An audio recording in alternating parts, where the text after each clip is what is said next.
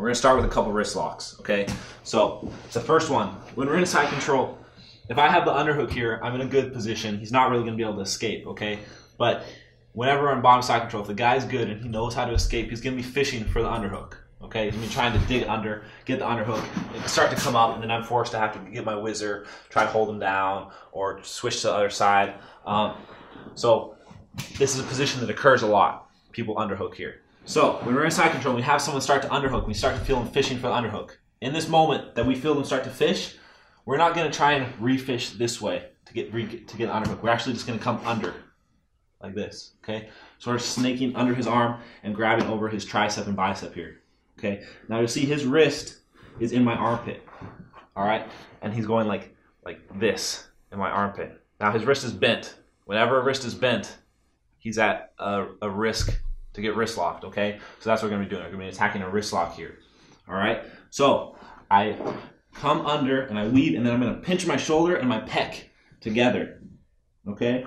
So now he can't really pull his arm out at this point because I have his tricep blocked and his elbow is blocked because I have this hand here, and then my shoulder and my pec are pressing down on his wrist, so he can't really pull the wrist out. Now, even if he does pull the wrist out, it's going to bend more as he pulls it out because it's stuck in my armpit, so it has to bend like this to pull out, okay, which plays into the actual wrist lock. So I'm here, I'm controlling. This hand is just going to come over the top just to help me, okay? Comes over the top and grabs underneath his wrist here, this motion. So the veins that run here, my fingers come across that, okay? It's very important. Not like this, but like this. The reason I do that is because I need to hit it high and low, high and low, high and low, always with wrist locks, hitting it high and low. So if I were to just grab here and try and bend, I don't have a lot of torque, right? The longer the lever, the more powerful the torque, okay?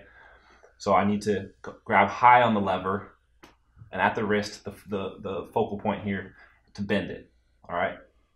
So in this situation, this is the fulcrum, and then this is the lever, and my armpit and pec is the lever here, bending the wrist, okay? So that's the mechanics of this wrist lock.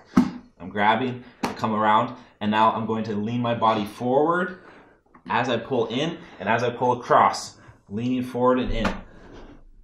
And there's the wrist lock right there. I'm putting all my weight down on it. So you can see if he were to, so I'm going to put his hand like this for now, okay? So we're just going to imagine he has an invisible hand in my armpit right now. I'm hooking here. If he doesn't tap, I can continue the pressure all the way forward. At this point, his wrist is breaking, right? More and more and more. His wrist is now touching, his fingers are now touching his wrist if I were to make it this far. So the potential for the torque we can put on someone's wrist here is really incredible, okay? Boom, grab, I just lean forward and put the pressure. Lean forward, put the pressure, okay? So it's all based off of our opponent fishing in to get that underhook. And I reach through, grab, come across, forward pressure. It's fast, and it's simple, and no one expects this, okay? It's a very good, sneaky wrist lock to have.